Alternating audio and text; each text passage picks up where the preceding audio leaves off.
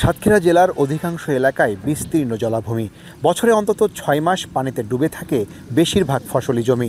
জলাবদ্ধ এসব জমিতে পানি ফলের চাষ করে সফলতার মুখ দেখছেন এখানকার চাষিরা। একই সাথে মিঠা পানির মাছের ঘেরেও চাষ হচ্ছে পানি ফল। 1 দশক আগে দেভাটা উপজেলায় শুরু হয় পানি ফলের চাষ।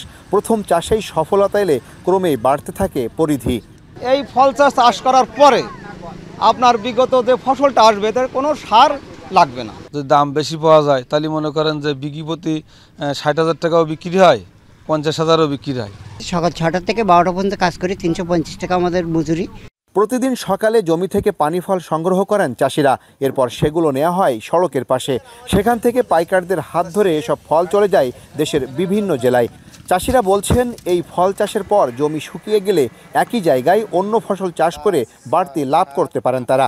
ফলন খুব ভালো মোটামুটি এবং লাভজনক একটা ব্যবসা এবং চাহিদা প্রচুর। বিভিন্ন জায়গাতে লোকজন এসে পানি ফলটা কিনে খাতে সুস্বাদু। ঢাকা, বরিশাল বিভিন্ন অঞ্চলে এগুলো পাইকারি দরে বিক্রি করা হয়। দূর থেকে এসেছি পানি ফল কিনতে।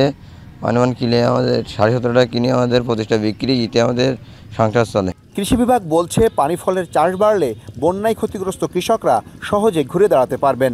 5 থেকে 6 মাসের মধ্যে এই ফসলটা উত্তোলন করে তারা বেশ লাভবান হচ্ছে।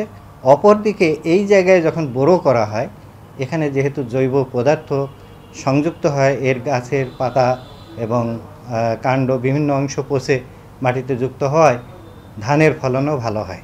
কৃষি বিভাগের তথ্য মতে গেল অর্থ বছরে জেলায় 135 হেক্টর জমিতে উৎপাদিত পানিফল থেকে বাণিজ্য হয় 43 কোটি টাকার। আহসান রাজীব, এখন সাতক্ষীরা।